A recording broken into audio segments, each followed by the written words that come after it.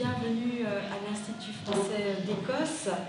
Je pense que nous allons commencer maintenant. Je sais qu'il y a eu des difficultés pour un certain nombre de personnes pour venir à l'Institut, étant donné que la route est fermée. Donc on va commencer, peut-être que certaines personnes vont se joindre en ligne ou bien arriveront en cours de route. Voilà.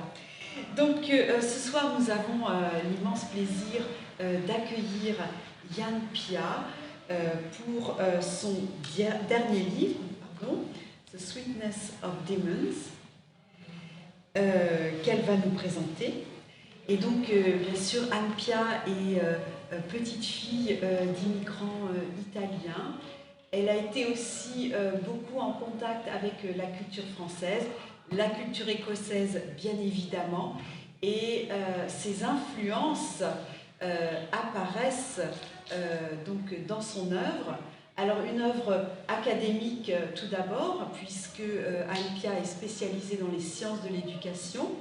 Elle a parachevé un doctorat donc soutenu en 2008. Et puis aussi ses influences, elles sont très présentes dans son œuvre littéraire, donc dans la création, et puis aussi dans la traduction. On pourra en discuter ce soir. Et donc, bien sûr, le livre qu'elle nous présente ce soir reprend un certain nombre de poèmes tirés des Fleurs du Mal de Charles Baudelaire. Alors ça tombait particulièrement bien puisque cette année nous fêterons le bicentenaire de la naissance de Charles Baudelaire. Et donc Anne Pia nous expliquera pourquoi ce choix, mais c'est vrai que Charles Baudelaire, en dehors du fait que c'est un des poètes français les plus lus, les plus traduits aussi à l'étranger, c'est un poète qui est véritablement d'actualité parce qu'il nous parle beaucoup des distanciations sociales, de la fracture sociale dont on parle aujourd'hui. C'est un poète également qui s'est beaucoup intéressé au changement dans l'organisation sociale au XIXe siècle, en particulier avec les bouleversements à Paris sous la férule du baron Haussmann. Le fait que les petits quartiers médiévaux tendaient à disparaître. Et tout cela apparaît dans l'œuvre de Charles Baudelaire. C'est une œuvre qui est également très très forte, à fleur de peau, qui peut paraître cruelle par certains côtés. Donc, bien sûr, une œuvre qui essaie de faire le lien entre la beauté, puis la cruauté, l'horreur, on pourrait dire, par certains côtés. Je pense que ces thèmes vont affleurer dans le travail d'Anne Pia, qui s'est bien sûr emparée de cette œuvre, qui va nous en dire un petit peu plus ce soir. Merci beaucoup. Alors je vais parler en anglais parce que j'ai préparé les paroles en anglais alors. His work is an iceberg. Certain stars in our galaxy are so faint that none of our instruments can detect them. Yet their presence can be inferred from the way in which their gravity tugs on the invisible stars. And it's the invisible stars, really, that Baudelaire tugged at me. I came to Baudelaire at university, and I appreciated him very much, as one does, but I came back to him. I was in Paris, and I saw a volume of his poetry in 2017. And I paid €3 for it and thought, well, it might just join the cemetery of unread books, you know. But then I picked it up one day and it really, really drew me in. And the reason I think it drew me in a way that it didn't when I was at university is because I'd lived a life. I'd lived a full life. I had life experience. And I could appreciate what he was saying in all of his sensuality and his love poetry and his defense of the small person, little people. I could appreciate that in a way that I never could as a young woman in first ordinary French at Edinburgh University. Rosemary Lloyd said not that long ago that Baudelaire eludes translation. And my goodness, translating, we all try to translate Baudelaire. It is such a difficult task, and it's difficult because it's that combination of sound and colour and visuals that come together in a French that's mesmeric, that is so hard to capture in the concrete English language. What I did here was to pick 14 poems that just wouldn't leave me alone. Just wouldn't, I couldn't leave them on the page. I say that in introduction. And I let them settle and then responded to them sometimes in a fantastic way, a fantaisie, and sometimes much closer to what Baudelaire was writing. And so that was done, and then my publisher said, I think you should translate them. So I spent 4 or 5 months of lockdown struggling to try, and I was excavating the French and trying to find a reasonable match with what had moved me. I've translated before. I translated a lot of my book, Language of My Choosing, which was published in 2017, into Italian, so it's something I'm familiar with, but this was something else. The work of translating that book into Italian was very technical.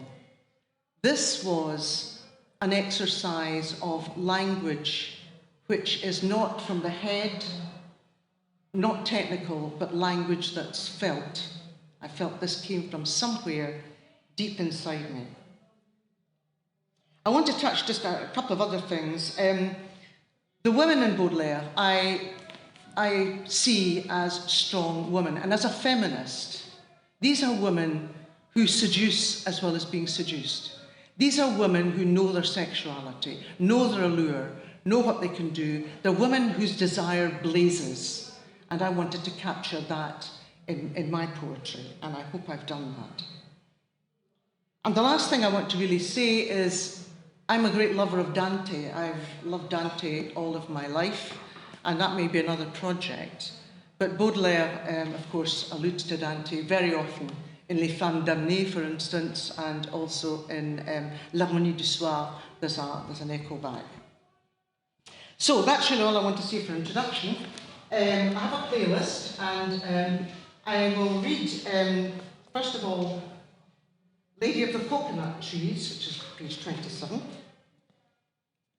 And you may want me to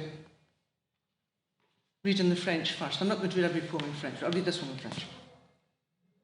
À une Malabaraise. Tes pieds sont aussi fins que tes mains, et ta hanche est large à faire envie à la plus belle blanche. À l'artiste pensif, ton corps est doux et cher. Tes grands yeux de velours sont plus noirs que ta chair. Au pays chaud et bleu, où ton Dieu t'a fait naître, ta tâche est d'allumer la pipe de ton maître, de pourvoir les flacons d'eau fraîche et d'odeur, de chasser loin du lit les moustiques rôdeurs. Et dès que le matin fait chanter les platanes, d'acheter au bazar ananas et bananes. Tout le jour, où tu veux, tu mènes tes pieds nus et fredonnes tout bas de vieux airs inconnus. Et quand descend le soir au manteau d'écarlate, tu poses doucement ton corps sur une natte, où tes rêves flottants sont pleins de colibris, et toujours, comme toi, gracieux et fleuri. Pourquoi, l'heureux enfant, veux-tu voir notre France, ce pays trop peuplé qui fauche la souffrance, et confiant ta vie aux bras forts des marins, faire de grands adieux à tes chers tamarins. Toi, vêtu à moitié de mousseline frêle, frissonnante là-bas sous la neige et les grêles, comme tu pleurerais tes loisirs doux et francs, si le corset brutal, emprisonnant tes flancs, il te fallait glaner ton souper dans nos fanges et vendre le parfum de tes charmes étranges. Œil pensif et suivant dans nos salles brouillards, des cocotiers absents, les fantômes épars. Lady of the coconut trees, woman from Malabar, let me build a hammock across the expanse of your hips, and I will idle there. Lay down and feathers on your generous belly, and I will slumber deeply there. Let me take each of your feet to nurture and hold, fledglings prepared to fly. For safekeeping, consign each of your treasure-filled hands, and I will teach them a new craft of love play. Between the buttresses of your glorious thighs, I will scent the sweetness of pineapples and the spice oils of your race. Loosen your scarf one more time, and tamarind will infuse my breathy kisses. And no, I will not take you to stern France, where concrete and grey will fade and reduce you. Pavements and parks contain and drain you. But rather, my dark Malabaraise, stay soft on your mat. In loose robes of muslin, gather bounty, bejeweled by tropical sunshine and rainfall, the offerings of coconut trees and solid men of the sea.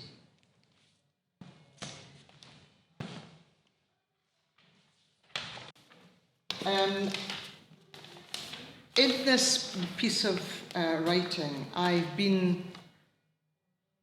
talked about the blazing desire of woman, but I've been the seducer and the seduced. And this poem, Sweet the Chill, is a woman seduced, and it's Le Revenant. And if you've got the book, it's page 3. I won't read the French unless you want me to, but I'll just straight to the English. The chill of brocade and satin, my lush coverings, is sweet with the cold ash and scent of you, the rot of pit and broken slab that mark the home we chose for you, your world and not yet mine. A new nocturnal coupling for us, your whisper-like covering of me, gossamer, teasing, solid bone and gristle, you slip whole into my space, a noiseless breaching by the light of a cold moon. Your scattered kisses sting like driving snow, and like a snake uncoiled, your glacial tongue, a savage piercing, turns my melting to ice, and I am your willing prey. Then, when you, my unholy prize, slide away into early daylight, I, your fearful, dark beauty, am pregnant with your presence, quick with our untellable tale.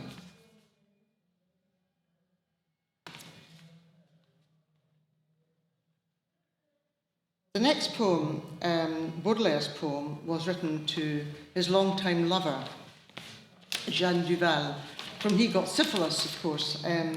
He had other lovers as well, as many of you will know, some a bit longer term than others. Marie Daubrun's one, Apollonie Sabatier is the other, his great muse, and very much the Beatrice to Dante, very similar, actually. But this one to Jeanne Duval, Le L'été, taken from L'été. I'll read a couple of verses and then I'll go into my own poem. Viens sur mon cœur, âme cruelle et sourde, tigre adoré, monstre aux airs indolents. Je veux longtemps plonger mes doigts tremblants dans l'épaisseur de ta crinière lourde, dans tes jupons remplis de ton parfum, ensevelir ma tête endolorie et respirer comme une fleur flétrie le doux relent de mon amour défunt. Black Venus. Unassailable woman, let us not speak of love or gentle things, but together instead let us seek the blackened soil of infected wasteland and bathe in rivers of honey and oversweet tar. Like a stray nightingale, let me nest in the labyrinth of your skirts, and carousing in coca and cloves on the down of your breasts, my eager lips will lullaby.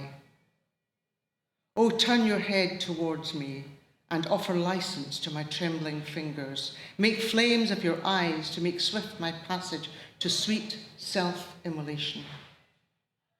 In the half-light of evening, summon the hallowed shadows that will consume me. Like Salome, place each of your transgressions on a silver platter. Spice my raw red wine with your thirsting. Make sweet meats of your demons, and I will gladly feast on them and grow fat. Charon awaits us, his oars prime for the crossing. Come, let us loosen the ties, and laughing, surrender.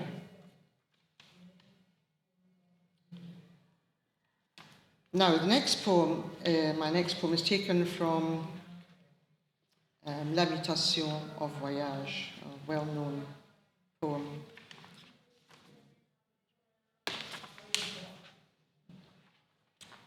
I'll read a bit of the French because I love it. Mon enfant, ma sœur, songe à la douceur d'aller là-bas vivre ensemble. Aimer à loisir, aimer à mourir au pays qui te ressemble. Les soleils mouillés de ce ciel brouillé, ton esprit en les charmes si mystérieux de tes traîtres yeux, brillant à travers leurs larmes.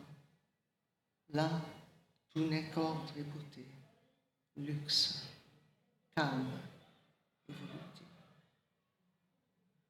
In candlelight, oh, let me loosen my corsets and let fall my chaste cloths on gentle willow. As you gaze, let me unclasp my hair at last and sprinkle amber stones and yellow diamonds over pillows of pale satin, where you now lie, adorned in the willing scent and crescent fullness of me. Attired only in silken coverlets from Samarkand, we are framed by marquetry and rich mahogany. And deep within the mirrored walls of our bedchamber, buried in teeming wells of love, the tang of bitter oranges and cinnamon on our unschooled lips. Let us abandon fruitless shame and in our reckless search discover new purpose. A new tongue for pleasure without end, and a tireless leavening each of the other. The boats will slip by our windows, and like the hours on a clock, we will neither need nor heed their steady passing, guided only by the gathering shades of ardour, flamed by 1,001 candles.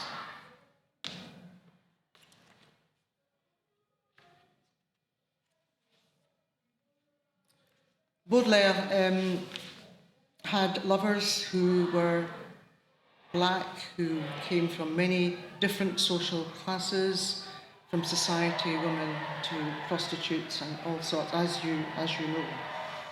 And this is a wonderful poem. It's called Les Bijoux. You'll maybe know it. In fact, I think it was 2 years ago that The Guardian found a volume of it where an extra verse was discovered. He'd given a copy of this extra verse to a friend.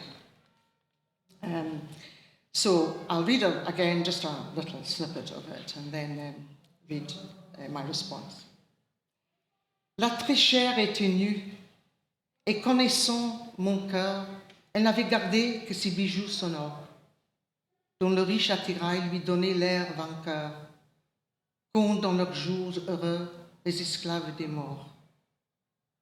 Quand il jette en dansant son bruit vif et moqueur, ce monde rayonnant de métal et de pierre me ravit en extase, et j'aime à la fureur les choses où le son se mêle à la lumière. How pale the daylight!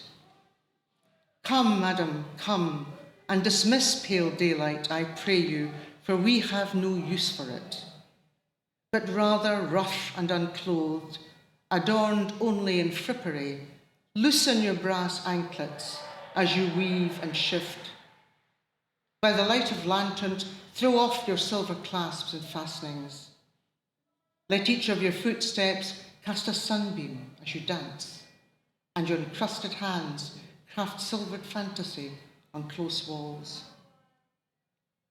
While your every gesture gathers me in, like a giant oak, advance on me, my love. Shower me with the breath of blown branches and the sweet dews of license. And murmuring loose words of love play, eager, bid me travel the oiled wood and grain of your lush, undulating frame. My only music, the low hum of your pleasure and the joy of manacles.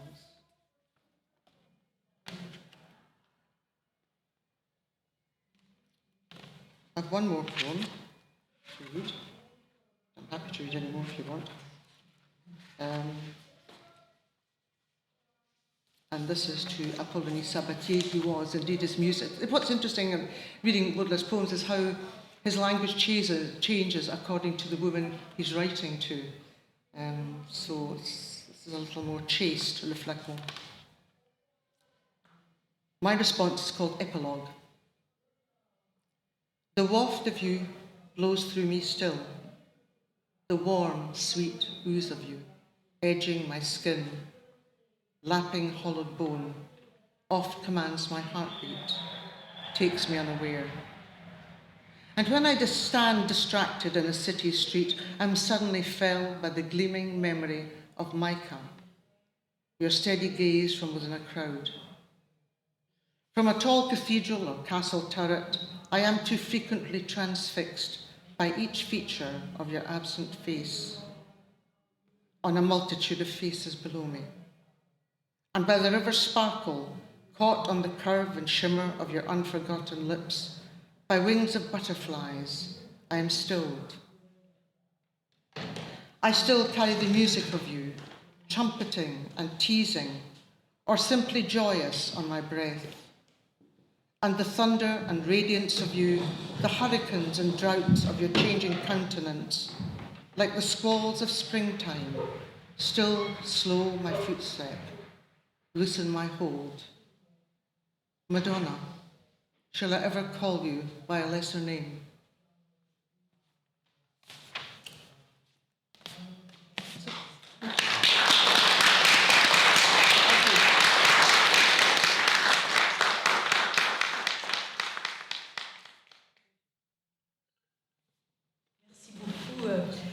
Pour cette présentation de ces poèmes.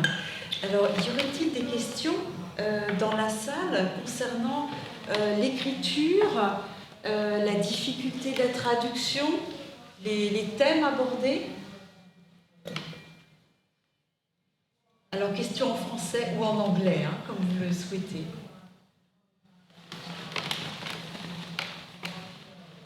I think just if we're going to talk about translation, a little more maybe could say about that. I actually believe that translation is a very creative exercise. And I alluded to it earlier. It's there's technical translations, and we've all seen those. But actually, what they lack often is an energy. And an instinct and a flow that I think you can only get if you approach translation as a creative and in a sense taking some license. I wrote an article about it about 2 years ago.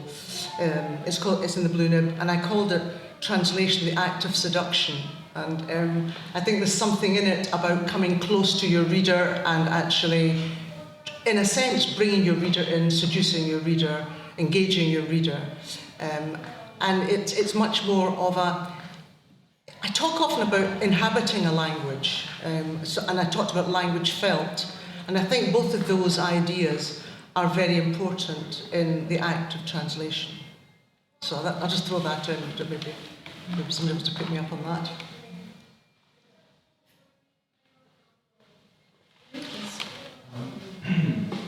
You were talking about how there's a difference between the women in this poems being seduced or women seducing in this poems.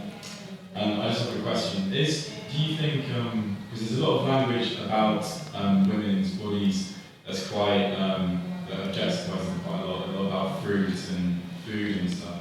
Do you think he was, do you think Baudelaire was a misogynist, or do you think he appreciated women?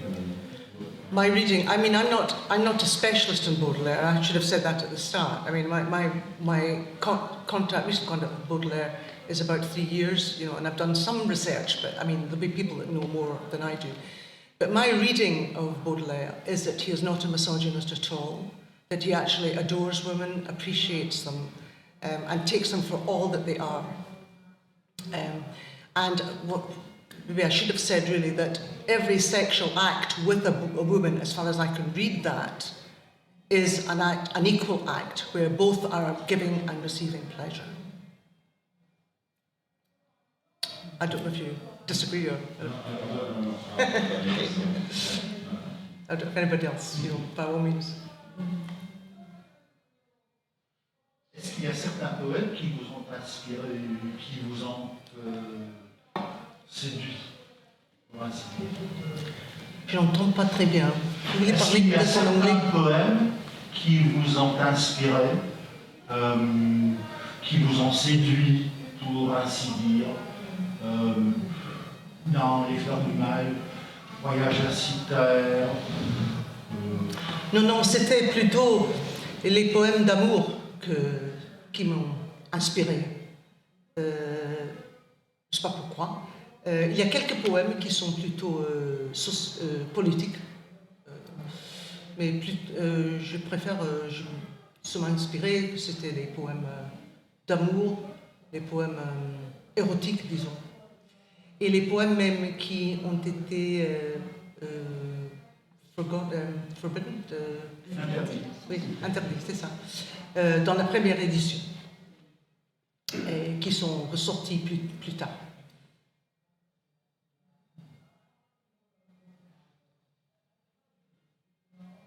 Ça va comme réponse, vous êtes... Intéressant. Ok.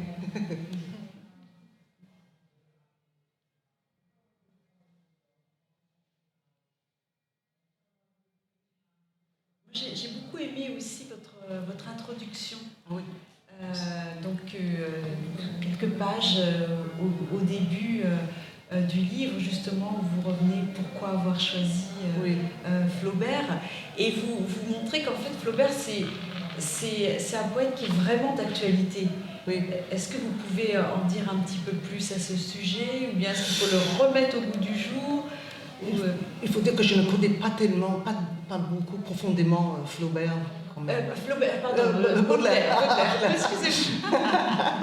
Flaubert, c'est en fait aussi Flaubert.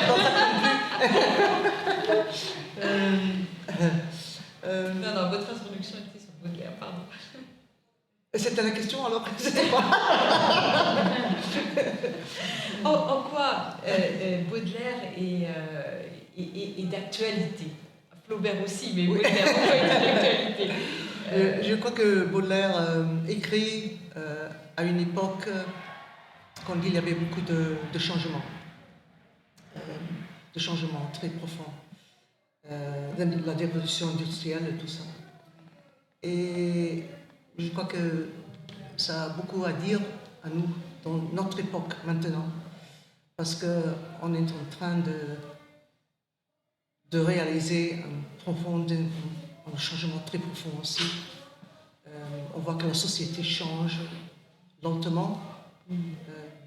I think things are profoundly changing in our society, and I think they're changing in a way that perhaps we can't foresee, in a way perhaps that Baudelaire was doing that too at that time.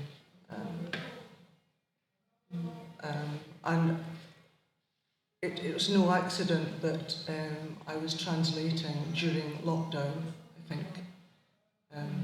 I think that gave an extra impetus to the passion and the feelings I had at that time, probably.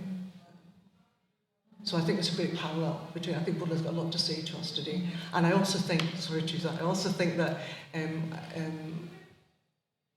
what we need at this time, actually, is romance and extravagance. And I wrote a poem recently called I Want to Be a Party Girl. What we need is just to kind of, whoa, you know, let's just have fun. You know, we need comfort, reinforcement, pleasure, and I think that Baudelaire now gives us all of that. Actually, does that make sense? I mean, yeah. I was just going to say that you persuaded me very much by your poems that Baudelaire is sensuous rather than sensual. And as a student, I was a little shocked, having come straight from convent, you know, that his poetry was perhaps about sensuality rather than about sensuousness. Mm-hmm. And I did appreciate the sensuousness of his appreciation of fruit and flowers and nature and colour, because I'm really interested in art. Mm-hmm. And so you have actually persuaded me that Baudelaire is sensuous and capable of love. Yes. Rather than of exploitation. And that has comforted me really from my early experience. If I can hear you well behind that mask, because it's all sort of, I think you make the distinction between sensuality and sensuousness, isn't that right? And you're saying that Baudelaire was sensuous as well as, you know, indulge in sensuality, if you like. Yeah, that's what you're saying. And I think that's absolutely right. I mean, I think one of the things I say in my introduction is that he is a painter. He weaves wonderful textures of colour and impressionism in his work. And that's what makes it so hard to translate, because you get all of that in the French, you get all that mingling and that kind of Monet-esque kind of, you know, colour stuff, you know, and all of that.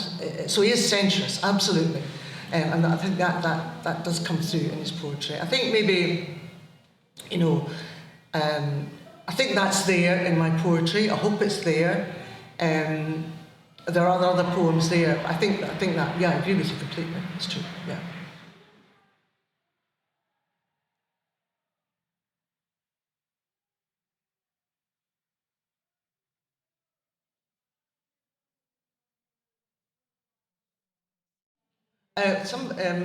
Professor Willie Malley wrote me a review a couple of days ago, and he referred to me being a reluctant feminist who ultimately emerged from my writing as a full-blown feminist going to the barricades. And I think probably this volume of poetry is the barricades, you know. And he talks also about, it's an interesting point, about women writing about sex and sexual pleasure and so on. But it's open to the male gaze, which is an extra dimension. It's quite an interesting one, actually. We hear a lot about men, you know, and all of that. This is a woman talking about sexual pleasure and sexual desire, open to the male gaze. And he also refers to woman's desire, the male gaze, the woman's desire blazing. And I hope that you've got some of that from that poetry, because that's really what it was intended to do. It's to uncover that. And let's have more of it, you know. Let's not keep that quiet. We talked about things that were forbidden, and I think that dimension to sexuality and sensuality and sensuousness is there, both in the male and the female. Yes. The thrill of the forbidden. Can you say a bit more about that? About things forbidden? Yeah. Yes, I mean, one of the key, it's in the book, one of the poems I didn't read because it's too long, you know, but there's Delphine Hippolyte, which are beautiful from the Femme Damnée. And actually, I mean, that was expunged from the original first edition. And there were other ones that were expunged as well. I think Les Bijoux was as well, actually. There were others. Brian's nodding, he knows better. I mean, that's about love between two women. Yeah. And it's very erotic.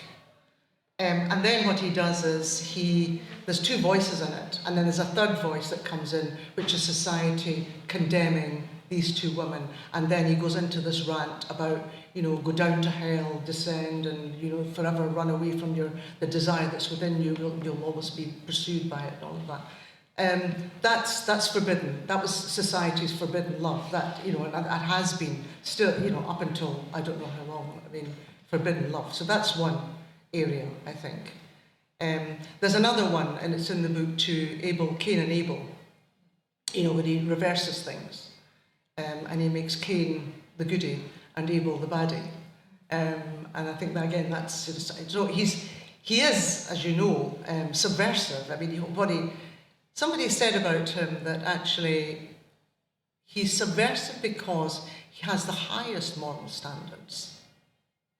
So in other words, he has a go at societies, the bourgeoisie and their morals, because he actually feels that they're hypocritical, I think, and they don't really come from a good place. And so he is actually holding up morality. That's one way of looking at Baudelaire, actually. Your truth, in a way, what he sees as truth.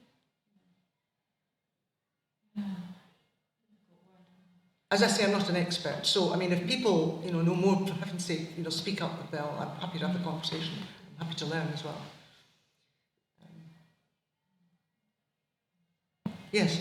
Would you recommend any specific poets? People that I've enjoyed this today a lot, and would you recommend any other poets or poems or who are similar to Baudelaire in English or French? Or From Baudelaire. Any poets similar to Baudelaire who captures the same kind of thing. Yeah. Or is it just Mallarmé, Rimbaud. Mallarmé, maybe. I think there was some kind of connection between them. Les couleurs, oui, c'est ça. Et Rimbaud aussi. Yes.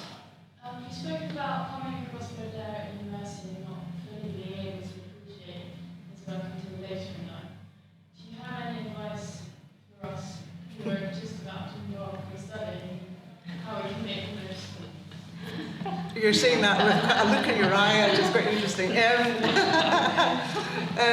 Go out and live. No, well, I think actually, I mean, maybe I should have explained that I came to Baudelaire as a very raw, green convent girl, with all the prudishness that was instilled in me. So I didn't know what was going on, really, you know, when I came across Baudelaire. I was too young in many ways, I didn't have the life experience. I think that I enjoy the younger generations, actually, because you are so much more of the world. You're so much more engaged, you have a much more sophisticated grasp of things, I think, and I think we have much to learn from you. So, but as an educationist, I say that, and I've been saying that for the past 10 years to my colleagues. So I think, write your poetry, write your books, speak out, you know, educate us, speak, you know.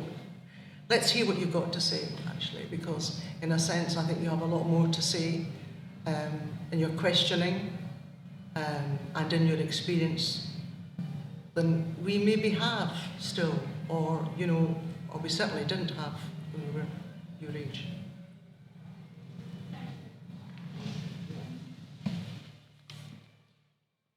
Would you ever have a crack at Apollinaire? Well, I could try. I was thinking something like Calligram. Yes. Yeah, I mean, I have a kind of, the light in my eye at the moment is for Dante, actually, but I mean, I might look at that, thank you. I'd actually thought, I'll take a look at that. Thank you for that suggestion, yes. I'm looking for a project. La colombe poignardée par le jet d'eau. Ok, c'est bon. Ok, je vais chercher ça. C'est bon, merci, monsieur. Thank you.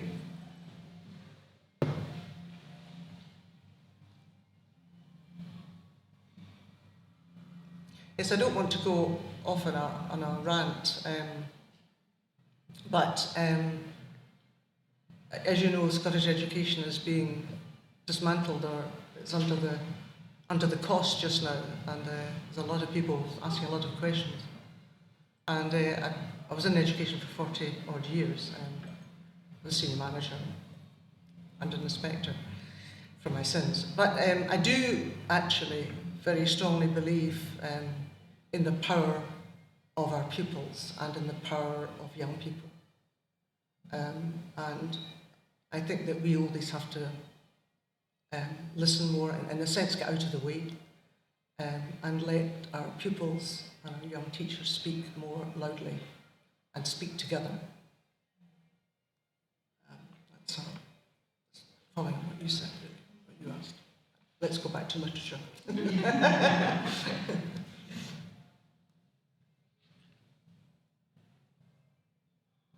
How many people, had everybody read Les Fleurs du Mal? Everyone was here. Everyone was not, yes. C'est intéressant aussi parce que c'est une perception que moi je trouve un petit peu différente de celle qu'on nous enseigne, nous, dans les écoles françaises. Parce qu'en fait, on nous présente Baudelaire comme quelqu'un d'explosif, de combatif, mais qui en même temps était profondément déprimé, désabusé. Oui. Et ça n'apparaît pas dans ce que vous venez de dire. Non. Dans ce que vous essayez d'exprimer, me semble-t-il. Non, je vois en lui une personne très humaine, vraiment. Quelqu'un qui a souffert beaucoup, qui est très sensible aussi. Et il était très attaché à sa mère. C'était sa mère qui était son amour, son premier amour, je crois. Et il passe tout son temps à chercher l'amour de la mère.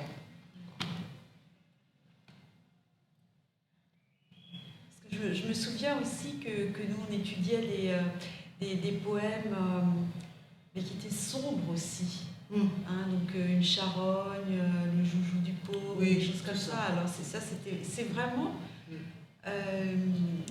la vision de Baudelaire qu'on essayait de nous transmettre à l'école.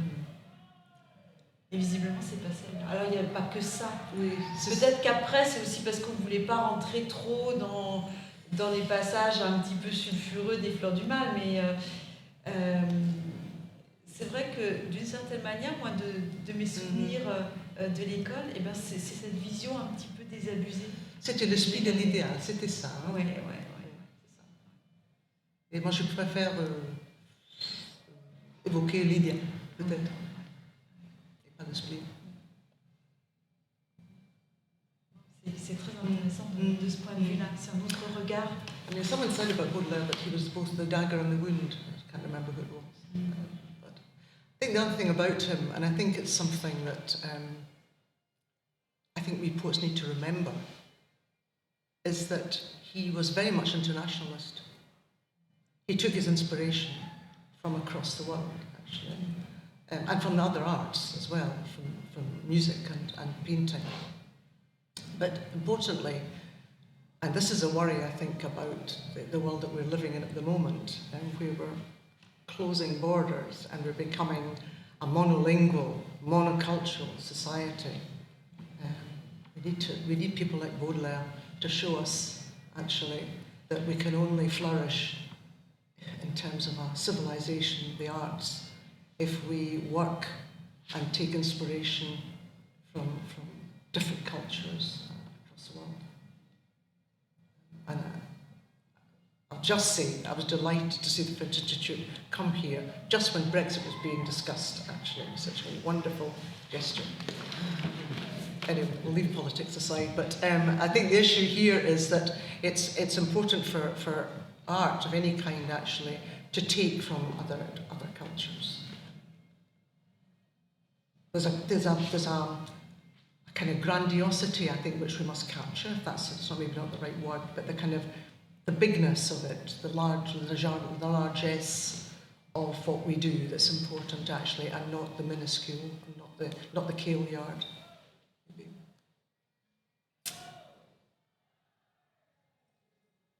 Alors Anne, je pense que votre éditeur souhaitait s'exprimer maintenant. Alors là on doit se soumettre à la technologie, donc my publisher would like to say a word. Would you mind if we phone him now?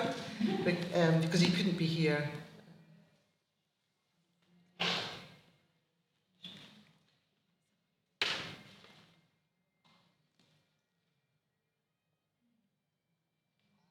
Hello, Alan. We'll just try and get you now.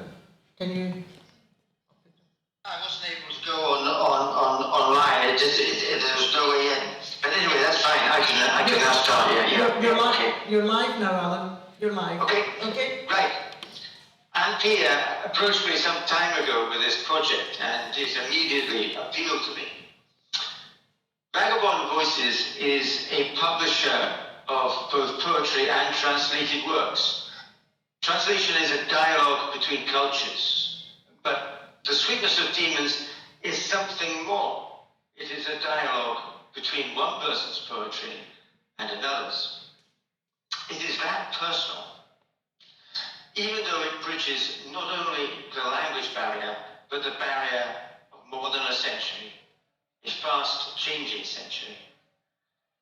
That is the thing that most impresses me about this work. It isn't of its time.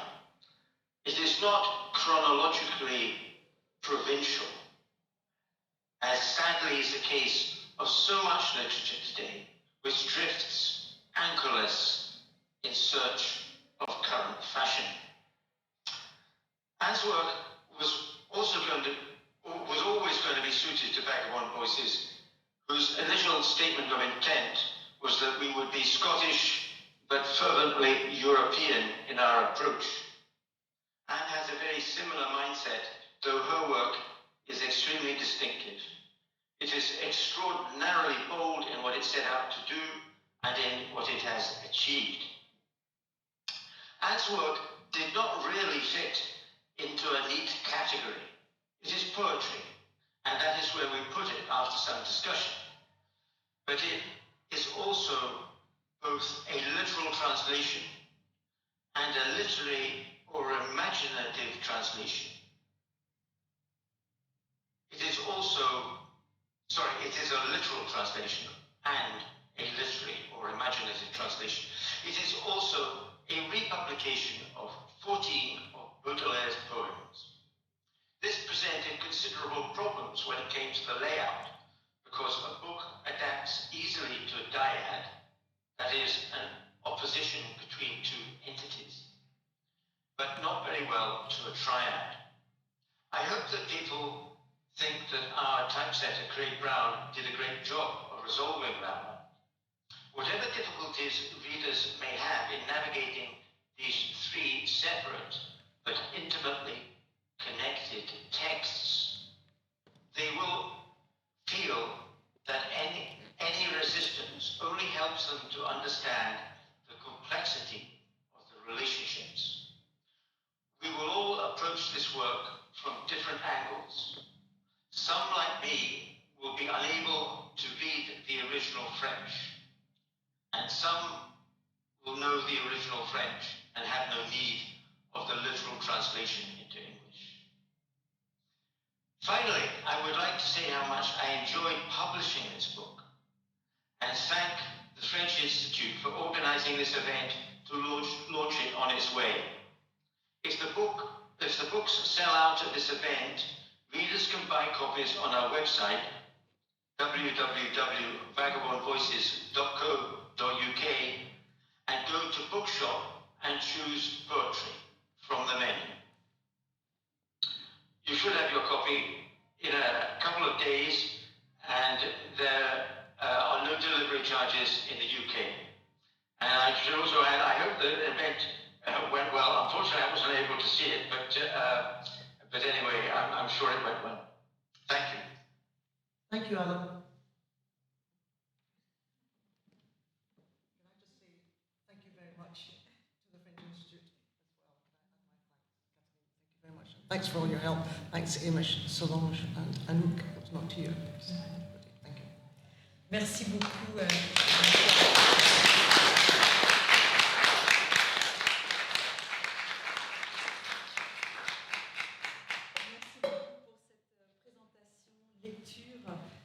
Discussion, et merci merci beaucoup à vous d'être venus parce que effectivement c'est très difficile d'organiser des événements en présentiel actuellement, et puis c'est vrai que beaucoup de gens ont aussi assez du Zoom, donc bref, c'est très difficile d'organiser des choses actuellement, et vraiment on remercie chaleureusement notre public pour sa fidélité. Merci beaucoup pour cette soirée.